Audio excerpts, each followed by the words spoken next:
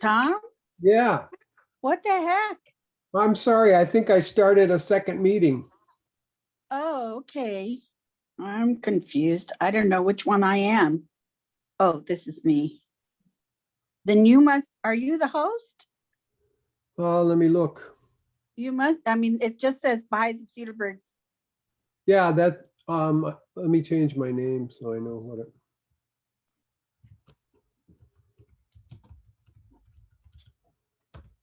Yes, I am the host. Okay, that's good. All right. Because you're in charge of the recording and stuff. Yeah, I'm going to pause it. And we hope to make the link available sometime very soon. Before we begin the presentation, we'd like to offer a prayer for unity. And I think Patty Kubala is going to be offering that. Patty? Oh my God, unite the hearts of thy servants and reveal unto them thy great purpose. May they follow thy commandments and abide in thy law. Help them, O God, in their endeavor and grant them strength to serve thee. O God, leave them not to themselves, but guide their steps by the light of thy knowledge and cheer their hearts with thy love. Verily, thou art their helper and their Lord. Baha'u'llah. Thank you, Patty. And thank you all again for joining us. I'm going to turn this over to Tom Kubala, who's going to share a little bit of information about what Baha'is believe, and then he will introduce our speaker for the evening. So Tom, take it away. Thanks, Nancy. As we often do, or always do actually, for these presentations, we'll start out with this two-paragraph description of what Baha'is believe. Throughout history, God has sent to humanity a series of divine educators, known as manifestations of God, whose teachings have provided the basis for the advancement of civilization. These manifestations have included Abraham, Krishna, Zoroaster, Moses, Buddha, Jesus, and Muhammad. Baha'u'llah, the latest of these messengers, explained that the religions of the world come from the same source and are, in essence, successive chapters of one religion from God. Baha'is believe the crucial need facing humanity is to find a unifying vision of the future of society and of the nature and purpose of life. Such a vision unfolds in the writings of Baha'u'llah. So we're very happy to have Manijeh Khorshidi with us tonight. We have known her for many years. And besides her extremely strong background in education and in dentistry, we know Manijeh as the sweetest, kindest, gentlest person that we've met. And so it's with great honor that I can read this for you. That Manijeh was born and raised in Tehran, Iran. In 1979, she left the country of her birth due to the religious persecution of the Baha'is, which, by the way, continues to this day. She has resided in England, Northern Ireland, Los Angeles, and New York City. Manijeh received her doctoral degree from Tehran University in Iran. She continued her specialty in pediatric dentistry, and finally in 1987, she completed 2 years of study in dental materials at Marquette University in Wisconsin. She has practiced children's dentistry for 28 years and has taught at Waukesha Technical College in the dental hygiene school for 16 years. Manijeh has served in Baha'i institutions in various capacities and has been a member of the local spiritual assemblies in Iran, Northern Ireland, and the United States. She currently resides with her dear husband, Robert Maloof, in Brookfield, Wisconsin. Welcome, Manijeh.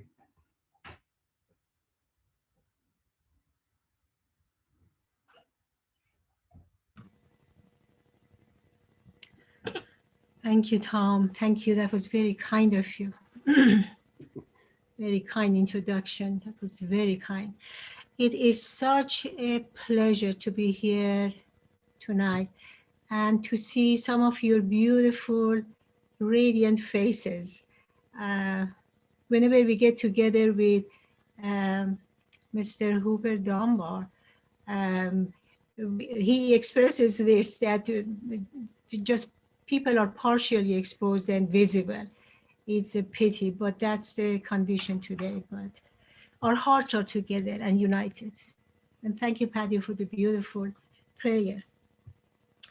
So it is my honor and privilege to be here, truly, truly. And I am looking forward at the end of this program, which insights, thoughts, and comments are being shared. And that's the best time sometimes for me. That is a learning format. And thank you, Tom, for reminding me what is the topic today and tonight, for me to stay focused on that. So I'm trying to make the time. The first question that comes to mind regarding history is that, really, is there any meaning in the history? You want to know that. We are going to explore that tonight. When some years ago, some decades ago, actually, I came to the United States, I didn't take that long for me to recognize and realize and learn that there is a lack of interest collectively in the history and learning history and knowledge of history in this country. And when I was talking to my students and my patients, very soon I learned that collectively they are telling me, what is the relevance of history in our life? So that was a puzzle for them. Why should they know history? And their response was a puzzle for me, that how could history not to be relevant to our lives? So anyway, so there was, as people and sociologists, they say there is a lack of memory, collective memory in our culture maybe, or there is a collective amnesia in our culture. So what is the Baha'i view? What do Baha'i think? Before we get to the relationship of history and the necessity of history, or its effect on our spiritual life, we know that the Baha'is evaluate every precepts and principle and teaching in the concept of the purpose of life. It's extremely important that when we look at any concept, we frame it in that concept. And what is the purpose of God for a Baha'i? To know God, to worship and love God. So how do we translate this love? What does that mean? Because it's so abstract. What does it mean to love God? Baha'is are persistent in translating this concept and this love of God into action and bringing unity and oneness to mankind. They claim that is the translation of the love of God in this world.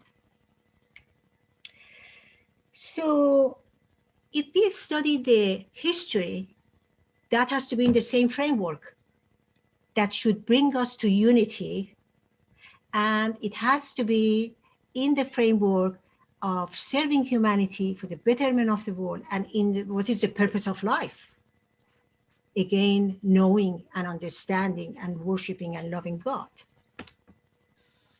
So studying the history should be an element of unity rather than being a cause of divisiveness, which sometimes, most of the time, has been. All right. But if the Baha'is believe in such a thing, what is the genesis of it? Why Baha'is believe in it? We go to this wonderful quote that Baha'u'llah, in his earliest writings in 1858, is telling us to look at life and to look at religion. And he brings this story to us. And he says, he is the glory of glories.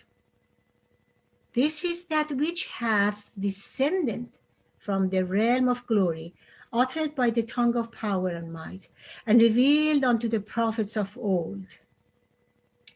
We have taken the inner essence thereof and clothed it in the garment of brevity, as a token of grace unto the righteous, that they may stand faithful unto the covenant of God, may fulfill in their lives his trust, and in the realm of spirit obtain the gem of divine virtue. Wow. There are quite a few themes in these few lines. The theme that I want to get into that is how the past has been weaved into present. Baha'u'llah tells us he's not the first, and Baha'u'llah tells us he won't be the last. And this weaving of the past into present, the essence of the past religion, exists in the revelation of Baha'u'llah. And this is the mightiest unifying element. And in the oneness of religion is that this paradigm is being framed here and being born here. We have to know in the history of mankind that I'm sure you all know that the oppressive regimes, the tyrants, and the dictators, they all try to obliterate the history of mankind. They all try to obliterate the history of the past relationship. They disconnect people. And this is not just has happened at the time of Pharaoh or Roman Empire. It's happening even up to date.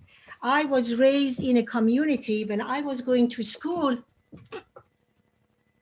When I was outside the Baha'i community, I did not exist. As a child, 5, 6, 7 years old, it was a dilemma for me. The Baha'i community in Iran are the major minority, or the largest minority. There are more than 500,000, 600, 700,000 Baha'is in Iran. I was raised in such a community, lively, flourishing community. As soon as I would step out, I did not exist. There was no mention, not even one word about the Baha'i faith. And by the way, in 19th century, the biggest event in the history of Iran was the appearance of the Bab, and then Baha'u'llah later, right? But it did not come to words and print. We did not exist in the book, not only in the curricula of schools, any books, any library, any bookstore, any media. It was a vacuum. It was a deafening silence about the Baha'i faith. And the oppressive regime, since the inception of the faith in Iran, 1844, they have done that one after another, and as Tom mentioned, up to this date. There's no mention of the Baha'i faith, none whatsoever. We don't exist, except in denunciation and defamation. And then we realize, oh, we are a community. What is the Baha'i view? What does Baha'u'llah tells us? I love this quote. Baha'u'llah says, O thou possessor of sight, the past is the mirror of the future. Look and perceive. Meaning history cannot be discarded, cannot be forgotten.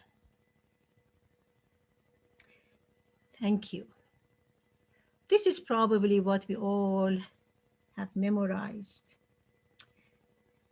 Baha'u'llah says, O Ahmad, forget not my bounties while I am absent. Remember my days during thy days, and my distress and banishment in this remote prison. And be thou so steadfast in my love that thy heart shall not waver. Even if the swords of the enemies rain blows upon thee, and all the heavens and the earth arise against thee. Quite a few themes in this, but I want to take your attention to the second line. Remember my days during thy days, and my distress and banishment in this remote prison. How can I remember if I don't know the history? Then I have to know the life of Baha'u'llah. I have to know the life of the believers in order to meditate and remember. Next, please. Oh, this is so beautiful. Thou hast known how grievously the prophets of God, his messengers and chosen ones, have been afflicted. Meditate a while on the motive and reason which have been responsible for such persecution. Okay, we have to wait. We have to pause now, even ourselves.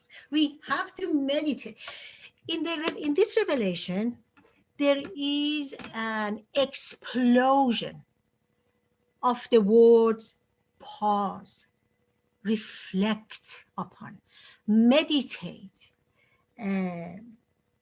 ponder. There is an explosion of these words. So, of course, there are two kinds of meditation. Sometimes Baha'u'llah says, meditate on the concept, ponder in your heart. And there are hundreds of places that Baha'u'llah says, meditate upon the past. That is history. How can I meditate on something that I don't know?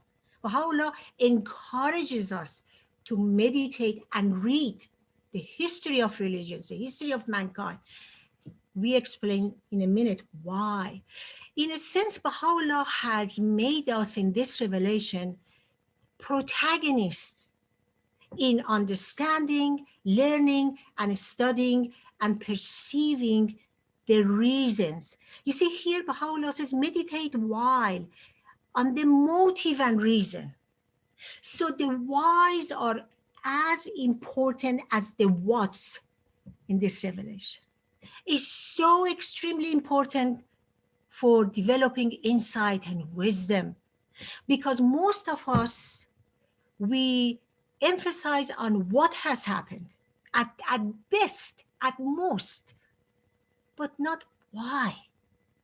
How beautifully the manifestation in this revelation has taken a leap of faith, in a sense, on us to make us responsible rather than the religious leaders to come and tell us what they think was the reason. No, Baha'u'llah in this revelation wants me to find out why Christ was denied, why Moses was denied, why Muhammad was denied.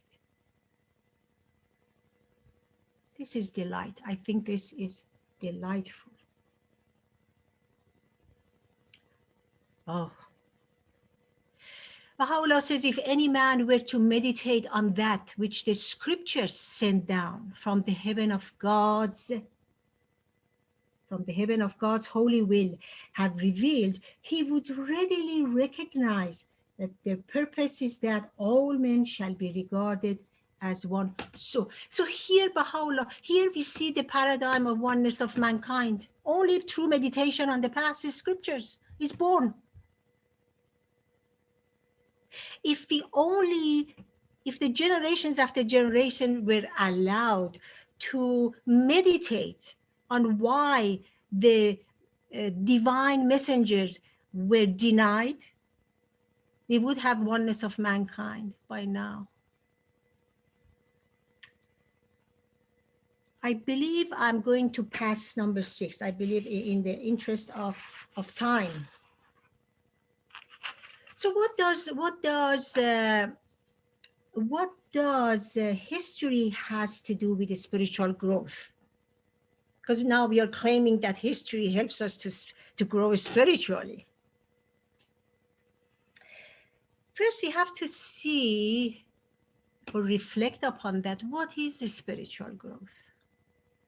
I have a very simple, primitive definition for myself. I'm sure you all have better definition. The spiritual growth is our movement toward God.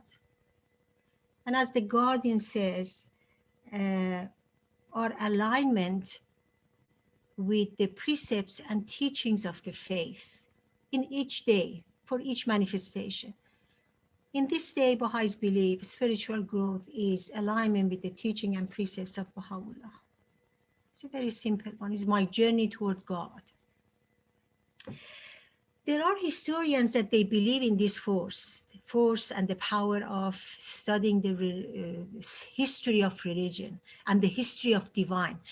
Indeed, contrary to some historians that they believe economic is the only factor in rise and fall of the civilization, historians such as Firuz Kazemzadeh and Arnold Toynbee, who has studied 20 civilizations, amazing. And he has studied the rise and fall of this civilization. And at the end, he concludes that the forces of divine forces are the one that they bring this civilization up, and lack of it causes the fall of it, which is amazing. That is a very, very brilliant point. It brings us to Shoghi Effendi in the faith, because Shoghi Effendi did things that brings us to think and reflect upon that. Why did he do such a thing? First, he took upon his busy schedule the translation of a history book. So why did you do? I mean, didn't he? The man would sleep a few hours, and his bedroom was his office. So for such a person, why he took time to translate the history book? Okay, this history book is named Nabil's Narrative. But wait, it wasn't in a form of a book to begin with. It wasn't a book ready just to translator to sit on his desk and translate. No, there were chapters and papers all around. It was not published. It was not a book yet. Guardian edited, annotated, and translated. Now, regarding this book, Guardian says, I would strongly urge you to utilize to the utmost possible extent the wealth of authentic material gathered in Nabil's stirring narrative, and to encourage the youth. Remember, I was talking to my students and my young patients. Encourage the youth to master and digest the facts recorded therein as a basis for their future work in the teaching field and as a sustenance to their spiritual life and activities in the service of the cause. A history book becoming a sustenance to our spiritual life, really worth to meditate on. Now, there are so many notes such as this. I even pass code 8 because I believe I cannot make that. There are so many quotes like this from the Guardian, encouraging the Baha'i community, but I have to say, especially American believer, to study the history. He took upon this task, editing, annotating, and translating the book because of the American believers. And there are hundreds of notes and telegrams and letters that Guardian encourages us to study this book. I briefed all of these things in like 8, 9, 10, but I'm sure if you really go through all those letters, you find more. Guardian says it is a sustenance to our spiritual life, as we mentioned. It says it allows us to a greater self-sacrifice. But Guardian says studying Nabil's narrative influences our mode of living. Each one of them is a topic, by the way. Guardian says Nabil's narrative is a source of spiritual upliftment. He says it was a source of spiritual upliftment to himself, and he shares it with us. He says it renews zeal and it adds perseverance. I need personally perseverance. He says studying this book teach us what is true sacrifice. You know, we dilute in this culture the meaning of many words. One is sacrifice. The true sacrifice, we want to know what is the true meaning of sacrifice. Guardian says we have to read this book. And also, Guardian says this was new to me. It's a book of meditation. It's a book of meditation. And also he says, this is amazing, it helps us to better understand and more readily grasp the tremendous implications of his exalted station. Meaning it helps us to understand the station of Baha'u'llah better. Studying Nabil's narrative.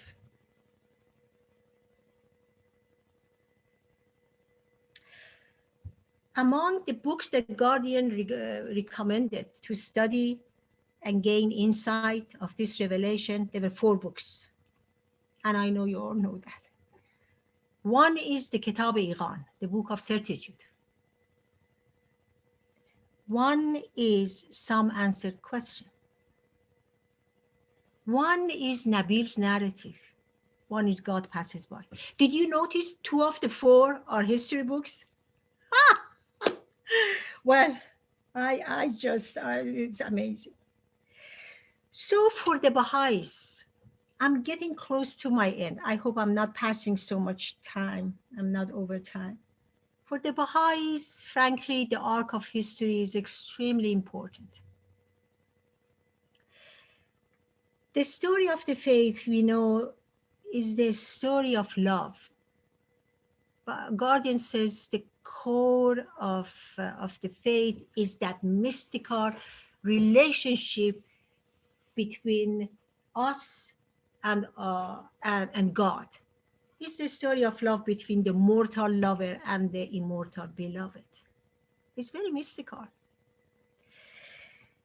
So there is no power in the world beside this power, which is the power of love of God, that can transform the hearts.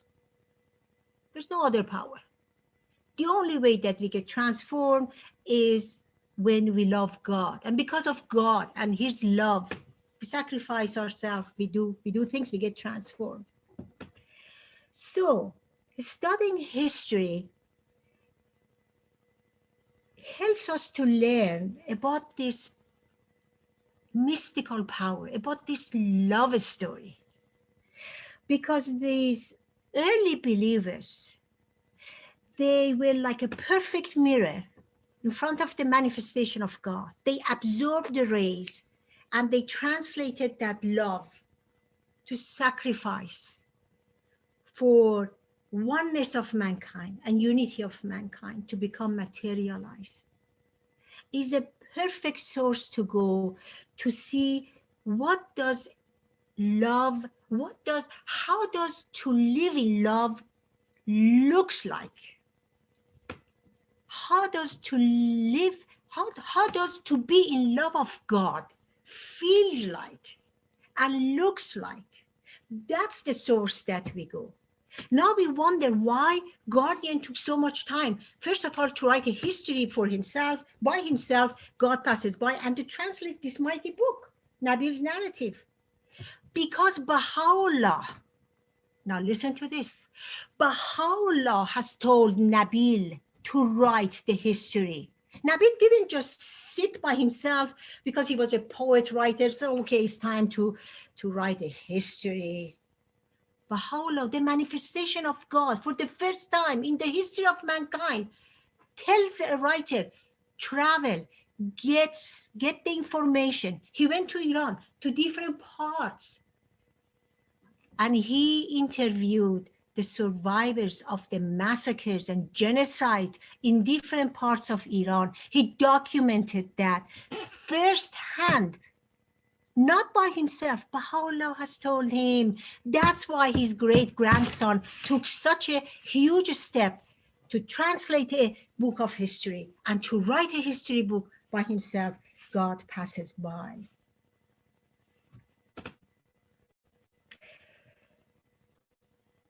You know, when we read the history, quality of our thoughts changes.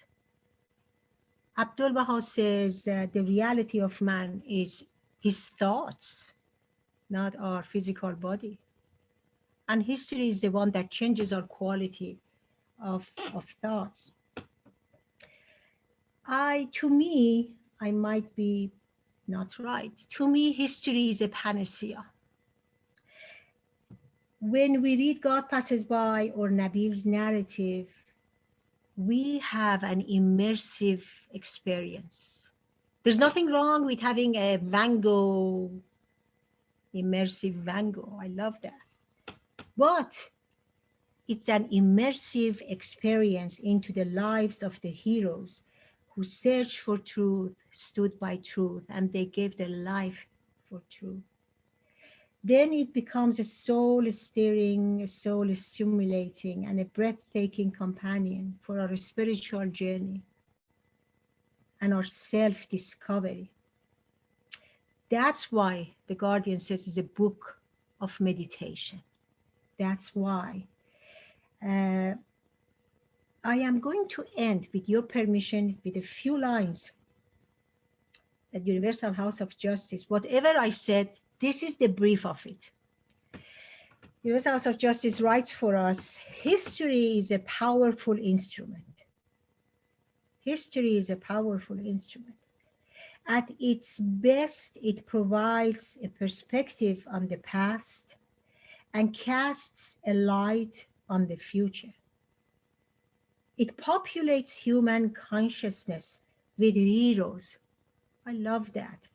Saints and martyrs, whose example awakens in everyone touched by it, capacities they had not imagined they possessed. It helps make sense of the world and of human experience. It inspires, consoles, and enlightens. It enriches life. Thank you. Thank you so much, Manijeh. Thank you for your thought-provoking presentation. I was taking notes like mad here. We'll open the floor for your questions or for your thoughts now. So we ask that you remain muted unless you're called upon, but you can signal that you have a question by either just literally raising your hand in front of your camera or by raising your electronic hand in the chat menu. And Tom will do his best to call on you. And in the interest of time, we just ask that you kind of keep your questions brief. We have probably about 15 minutes to chat. So thank you again, Manijeh. Any questions at all or thoughts?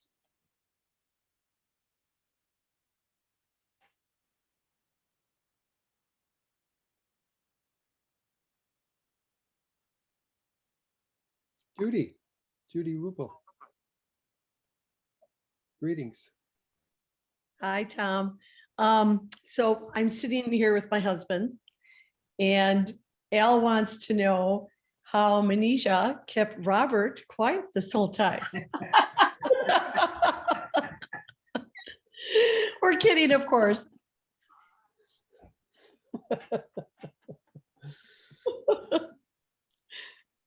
Thank you, Judy. Thank you, Al. So wonderful to see both of you. I've been trying to keep him quiet for years, never worked.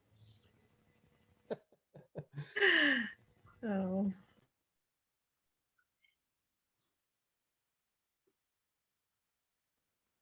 Nancy. I have a thought. That's always scary. But I was thinking about one of the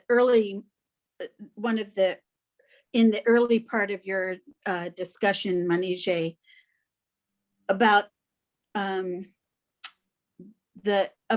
how I was thinking about how in the Baha'i community these days, we talk a lot about a rhythm of activity where we take some sort of action, we make a decision and we take some sort of unified action to do something. Let's say we decide we're going to start a children's class, for example. And then, we take that step, and then after a short while, we pause and we reflect on that action, and we make adjustments, we tweak, and we, adjust. We decide, we look at what has worked and what hasn't worked, and then we take another step. But we never take steps without, of course, prayer, but also reflection. And, it's like taking history in these very small bites. We don't have to, we can and we do, and we're asked to look way back and meditate about mankind's whole history, but we can also look at history as just being small chunks. And then we take those little bites out of it, just the last month, and reflect on that. And that reflection is studying our own current history, if you will. And so I really like seeing the big and the small of it, of history in all its, its length and its shortness. I'm very fond of shortness here because,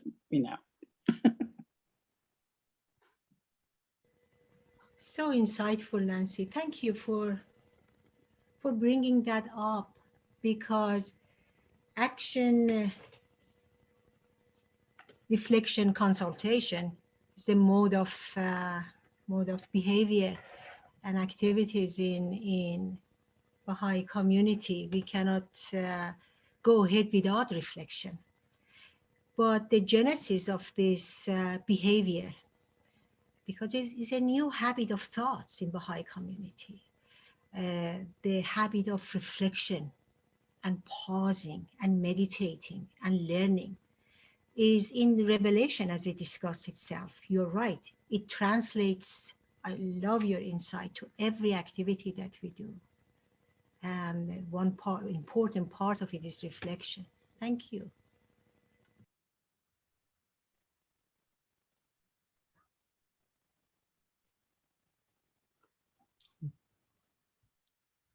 Yes, Dolores.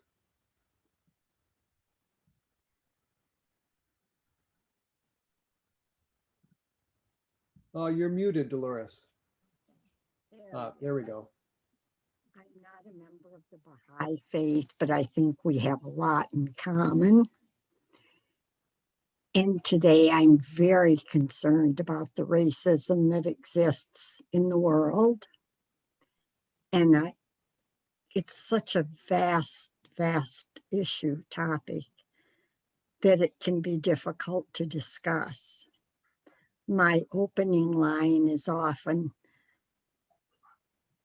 if you can't begin to understand the present if you don't know the past. And I think that little bit of philosophy can be applied to many issues today.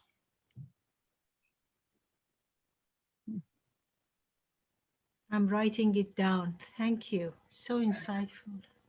Beautiful.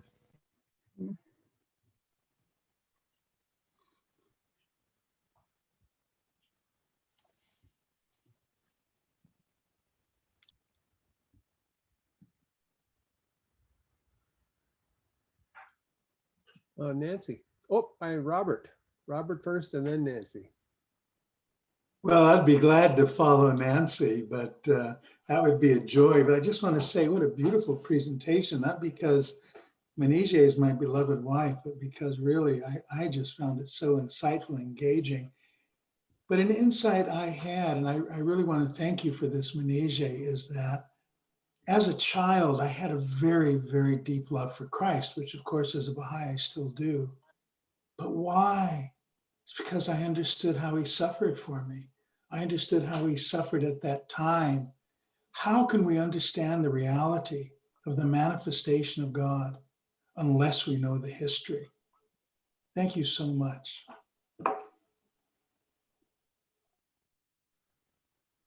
Nancy. And excuse me, I was just going to say, or for the benefit of those who do not know, if Manijeh could share a little bit about, she made reference to Nabil, of course, and also to Shoghi Effendi, the guardian of the faith. And there may be guests here who are not aware of those individuals. And I just wonder, it's hard to condense it, but if you're able to shed some light on why they're important or who they are, would be helpful. Oh, I'm sure everybody can share. Maybe I just share my meager understanding. Well, the guardian is the great grandson of Baha'u'llah, the messenger and the prophets and the manifestation of God for this day. Shoghi Effendi, or the guardian, is the infallible interpreter of the writings of Baha'u'llah. So that is his, and of course his role and his responsibility is kind of defined in his title, which is the guardian. And his responsibility was to guard and protect the faith against division, because unity is the core and the pivot of the principles of Baha'i: unity of mankind, unity of religions, and unity of God. And all the sufferings in the world, and all the sufferings in the Baha'i faith, and all the sufferings in the previous religions, they've been ultimately for this reason, that human beings become together and become united. And in this revelation, it's been extremely and plainly explained to the Baha'is. So there is no doubt for the Baha'is that there will be more manifestation of God will come. And these religions and these manifestation prophets and messengers, they are not isolated events and separated from each other. For the Baha'i, it's very clear that there is a connection between them, and it's us that we divide them. So that's very briefly regarding the guardian. And regarding Nabil was one of the early believers. He was 16 years old when he heard the conversation about talking about the spiritual receptivity. He heard the conversation about the promised one who has come, because people were waiting for the new manifestation. And at that age, and his family had very high hope for him to become a prestigious religious leader in the community and get married, have quite a family and earn money. But at the age of 16, he fell in love. We're talking about that mystical love. He fell in love with the manifestation of God. He fell in love with the new message. It was liberating for him. And he became an ardent believer, and he recognized the Bab, who in 1844 declared, and then he recognized Baha'u'llah, who declared in 1863, and 9 years before that, 1852, or 10 years before that. He was an ardent believer. So left the prestige and position and wealth and comfort behind, and he became a moth. In a way, he was ready to sacrifice himself. And he was a poet, and he was a writer.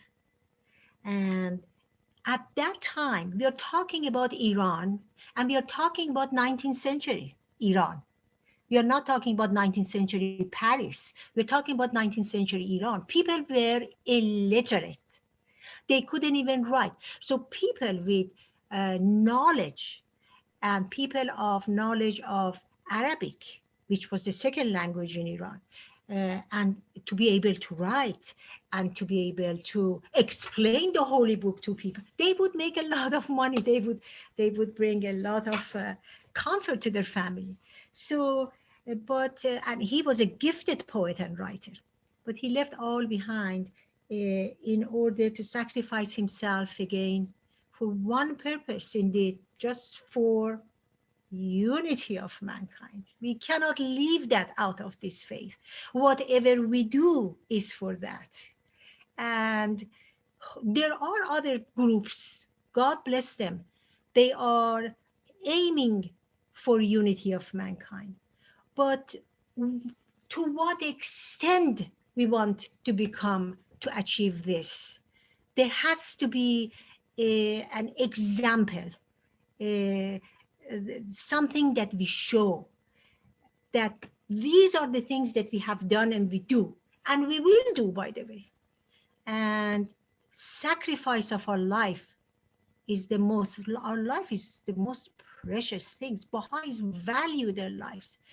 But when it comes to sacrificing their life for the unity of people and unity of mankind, and these three paradigms, the oneness of religion, oneness of mankind, oneness of God, they give their life easily. And Nabil was one of those.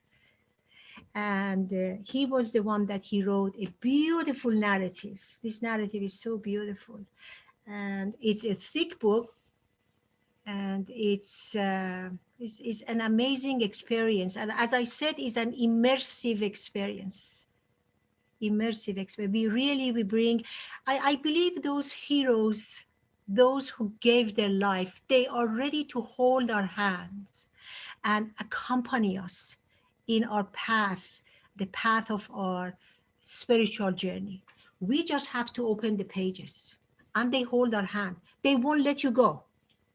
I was 14 years old when I started. I was a good Baha'i in my own mind, little mind, because I was born in a Baha'i family. I'm the 6th generation Baha'i. However, at the age of 15, I had to decide for sure that do I want to stay Baha'i or not? Because that's the Baha'i way, that whatever I believe, it has to be my responsibility. It's not just because my culture is such or my parents are such. I have to decide myself. It's my responsibility. So at the age of 14, I started to read this book, and they became part of my conscious, these heroes. It was beautiful. They didn't let me go. They did not. And I had a very difficult life, very long, difficult life. But the only thing that I could take with myself everywhere and anywhere during the darkest nights of my life and during the brightest and happiest days of my life, these heroes are with me, and I have lived in their shadow. It's an amazing experience. We have to let ourselves open. We have to go to the exhibition, as we buy the tickets and we go to Van Gogh, immersive Van Gogh. We have to open the books, the pages of the book. That's the ticket that we buy. Thank you so much, Manijeh. Are there other questions? We are just about out of time for the night. Tom, do you see any hands up out there? I don't. Okay. Well, we hope we've given you some food for thought. Thank you again, Manijeh. It was fantastic. Our next talk will be held on Friday, April 23rd. And we're very excited to have Nadia and Everett Ayubzadeh. Everett, as many of you know, is Tom and Patty's son and his darling wife, Nadia. And they'll be talking on the subject of community building. And it's especially interesting because they're going to be bringing some insights gleaned from their work around George Floyd Square in Minneapolis, which is only a block or so away from the Baha'i Center there in Minneapolis where they live. And they've been very, very involved in the development of the community that has come into being in that square. So we look forward to having them. And then on May 14th, our guest will be Stephen Moy, who is an acupuncturist in Appleton, or in the Appleton area. And he's going to be speaking, I believe, Tom, on social media. Yes. Yes, thank you. And so we hope that you'll be able to join us for those topics. And meanwhile, if you'd like to learn more about the Baha'i faith, you can certainly ask any Baha'i you know. Anyone who's here with us tonight who is a Baha'i would be available, but you may know some others. You can also find out information about any aspect of the Baha'i faith at baha'i.org, www.baha'i.org.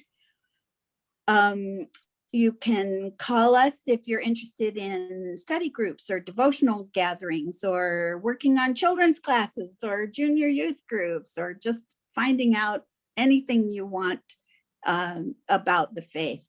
You can also contact Patty Kubala. You can contact me. You can email us at bahaicedarburg@gmail.com, and we are here for you. So thank you all for coming. Thank you for sharing. And we are just thrilled to have had you with us tonight. Thank you again, Manijeh, very much. Good night, everybody. Thank you. We love you.